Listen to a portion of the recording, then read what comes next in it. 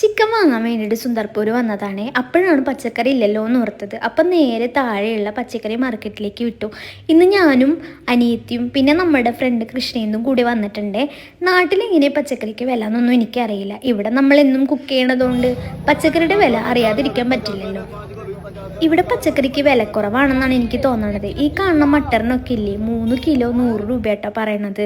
ഇനി ഞാൻ നിങ്ങൾക്കൊരു കോമഡി കാണിച്ചത്.